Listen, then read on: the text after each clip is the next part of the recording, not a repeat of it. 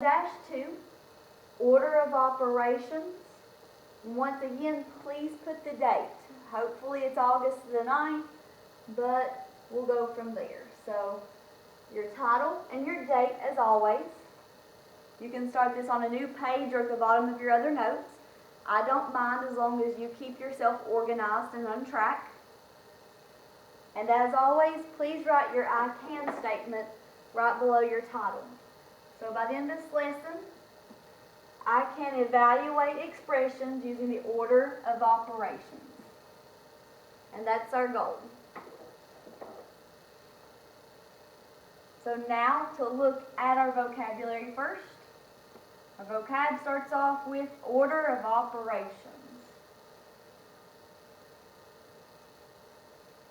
Order of operations is a rule to inform what operation, whether it be the operation to add, subtract, multiply, or divide, to perform first in an expression.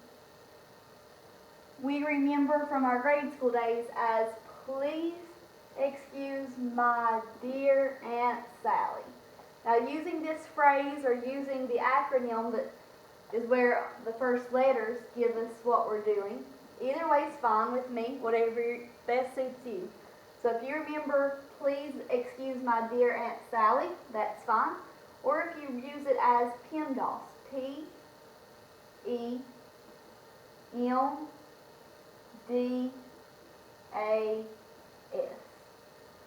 So we have please excuse my dear Aunt Sally and PEMDAS. And if you see, I wrote it out as a chart, so go ahead and make this chart where we have steps and the operation and just a little T-table for it.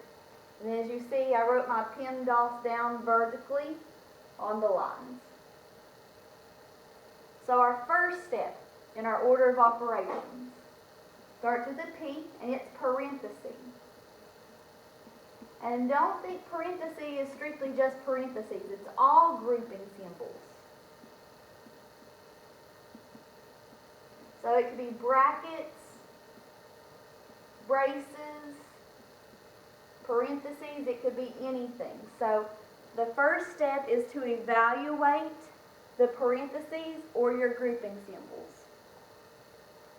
Our second step starts with an E and it's exponents.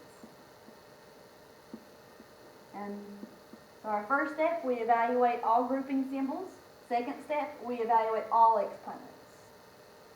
Now the reason why I write steps out here is because I have 4 letters left, but I only have 2 steps left. Because we'll put these 2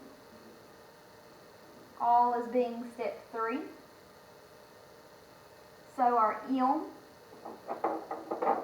is to multiply. And D is to divide. Now even though it's 2 things, multiplying and dividing, it goes under the same step because they're similar. And we have to perform them in order from left to right.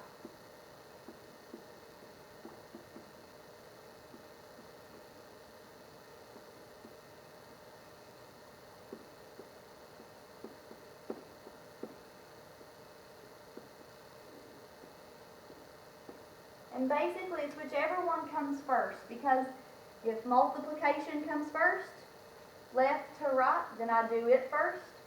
If dividing comes first, going left to right in the expression, then I perform that operation first. So multiply and divide get put into the same step. The same way, the next 2 do as well. A and S is the 4th step, because they are to add and subtract.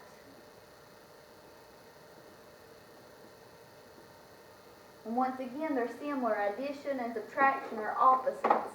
So they're all in the 4th step.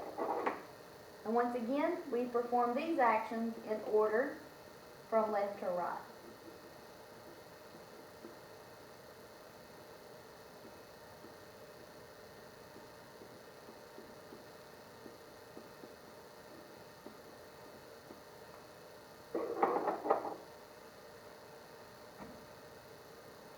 So even though we have 6 letters we keep up with our P, E, M, D, A, S is our PEMDAS, or our Please Excuse My Dear Aunt Sally. There's 4 steps. First step is parentheses. Second step is exponents. Third step is to both multiply and divide. And our fourth step is to both add and subtract in order from left to right, so whichever one comes first. Now, knowing these steps and what operation to use, we're going to move on to our examples. So example number 1 is 3 plus 2 times 3 minus 5. So using the order of operations, we have to first check all of our steps. Do I have any parentheses or any grouping symbols? No. So I can skip step 1. Step 2 is exponents. Do I have any exponents? No. So we skip that step and we move on to step 3, which is to multiply or divide in order from left to right. So we look. Do I have any multiplication or division? I do. Right here at 2 times 3. So I'm going to have to perform that operation first. So nothing happens to this 3 or the addition. It just drops down 3 plus. Now do 2 times 3 is 6. Minus 5 drops down as well. So I've done my multiplication. We have no division. So we move on to our fourth and final step to look for addition and subtraction. So we add or subtract in order from left to right. So my 3 plus 6 comes first. So 3 plus 6 is 9. Drop down my minus 5 because I haven't used him yet. And for my final step, 9 minus 5 is 4. And once again, circle it or box it in so we can find the answer quickly. Now, moving on to example 2. We're given 15 divided by 3 times 5 minus 4 squared. Once again, we go back to our steps and we look at each one thoroughly. That way we know we don't make any mistakes. So step 1 is parentheses. Do we have any parentheses? No. So we skip it and we move on to step 2, which is exponents. So we look up here and we look for our exponents or our powers, and we have one. We have 4 squared, or 4 to the 2nd power. So I'm going to drop down the rest of this that I'm not going to use. 15 divided by 3 times 5. And I know that 4 squared is actually 4 times 4. And 4 times 4 is 16. So now I move on to my next step. I use my exponents. So step 2, check. So now we look at step 3, which is to multiply or divide in order from left to right. So if I start at the left side of my expression and I move over, 15 divided by 3 occurs first before my 3 times 5. So I'm going to have to first do 15 divided by 3 because it occurs first in order from left to right. So 15 divided by 3 is 5. I drop down my times 5 and minus 16 because I didn't use them. And we check. Am I finished with step 3? Oh, step 3. Am I finished with step 3, or do I still have to use it some more? I did my division, but now I have multiplication. So we need to perform that next. So 5 times 5 is 25. And once again, I drop down my minus 16. Now for my fourth and final step, and the only operation left, we subtract. 25 minus 16 is 9. So that's examples 1 and 2 using the order of operations. You don't have to show the brackets underneath the way I do. I just like to show what I'm using. 15 divided by 3 is 5. I did 5 times 5. So it's just a little bit of way for me to help you all see it on the video. So let's look at example 3 now. Oh, took away my extender page.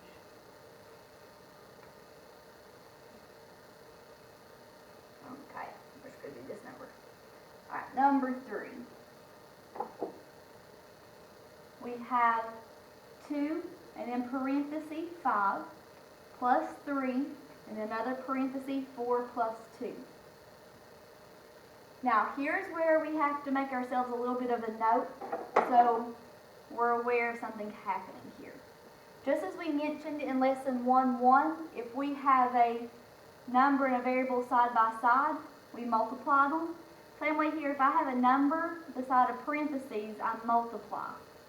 So this parenthesis is actually telling us to multiply. And so we can't use him just yet because he's not really grouping anything together. So step 1, we look through our expression for grouping symbols that have something occurring in them. So we said 2 and parenthesis 5 means 2 times 5, so I can't do that yet. So 2 times 5 plus. Then over here I have a 3, and then inside this parenthesis, I can do that. I can do 4 plus 2. So I have to keep it inside a parenthesis, and 4 plus 2 is 6. Now, we check step 1. I still have grouping symbols, but they mean to multiply now. And I move on to step 2. Do I have any exponents? No. So we go ahead and skip step 2, and we go on to step 3. Step 3 tells us to multiply or divide in order from left to right. So we look first at the left side, and we have 2 times 5. I can do that. 2 times 5 is 10.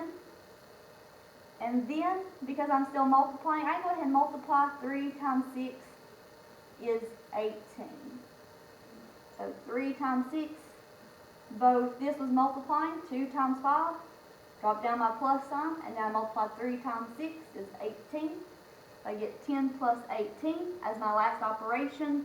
And step 4, add 10 plus 18 is 28. And now, number 4. I'm going to have to scoot him up real quick too. It has 2, then a bracket, 5 plus, parenthesis, 30 divided by 6 to the second power, or 30 divided by 6 squared, and then we close our bracket.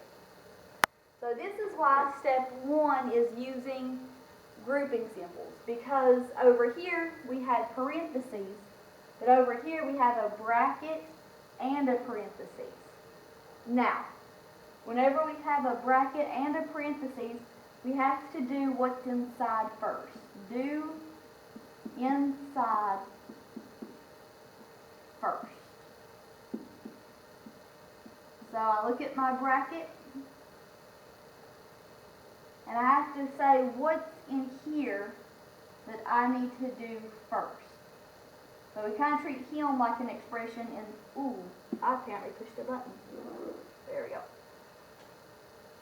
We need to figure out which one inside of the bracket we need to do first. So at the moment, we're not going to use our 2. We're going to drop him down. I'm going to drop down my bracket because he's still there. I'm going to have to say inside this bracket, according to the order of operations, what would I do first? So step 1, look for parentheses. I have a parentheses, and I can do that. 30 divided by 6. So my 5 plus, I'm going to drop him down. 30 divided by 6 is 5. And my 5 is squared. Can't forget that guy. So 30 divided by 6 is 5. And if the parenthesis was squared, then I get 5 squared. Now we still look inside the bracket, and we say, what do I do next? So I'm going to drop down my 2 in my bracket so I don't leave anybody behind. And I say, I use my parentheses, now set 2 exponents. So I have 5 to the exponent of 2, so 5 squared. I'm going to drop down this 5, nothing happens to him, plus 5 squared is 25. Now, Still looking inside the bracket, I have one last step, which is addition. I'm going to drop down my 2 in my bracket again and do 5 plus 25 is 30. Here's where I'm going to reference back to our last example. If a parenthesis and a number side by side told us to multiply, then that means the same thing for a bracket and a number. So where they're side by side, that means we're going to multiply. So 2 times 30 is our last operation because he's outside of the bracket and he's inside, and they're the only 2 we have left. So 2 times 30 is 60. And we're finished. Now with this first set of examples, they gave us the expression, and all we had to do is use the order of operations to solve it out. Now with the next one, they're going to make us do one extra step. So for example 5, it gives me variables a squared minus, in parentheses, b cubed minus 4c, then parentheses. So it then tells us if a equals 7, b equals 3, and c equals 5. Because it gave me an expression with variables, and it gave me values for my variables, I'm going to have to use substitution to solve this expression.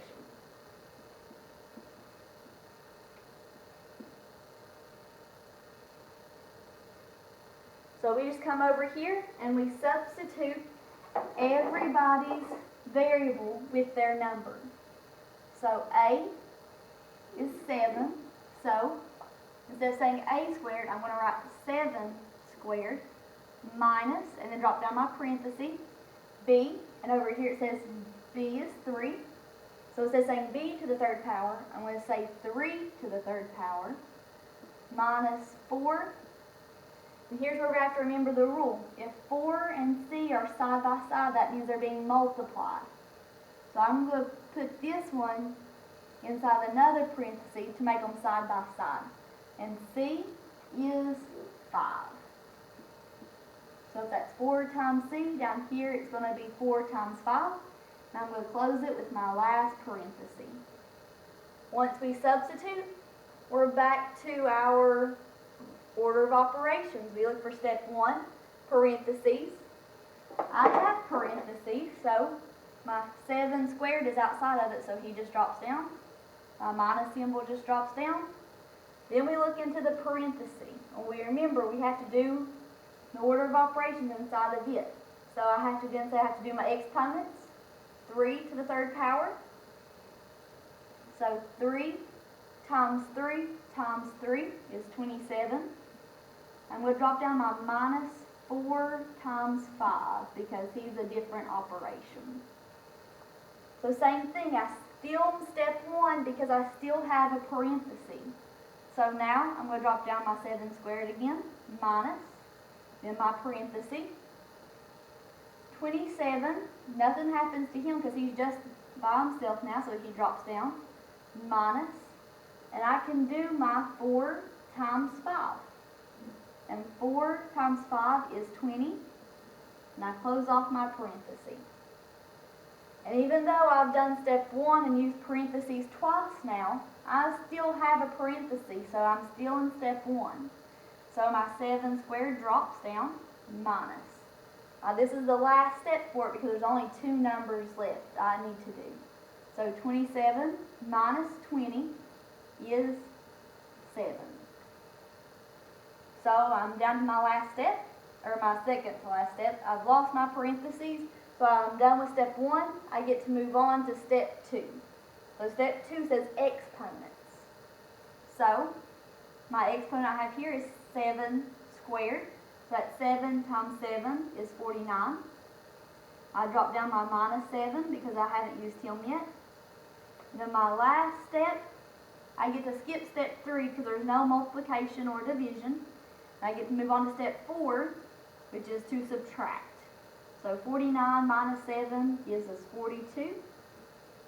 And we're finished. We circle it up.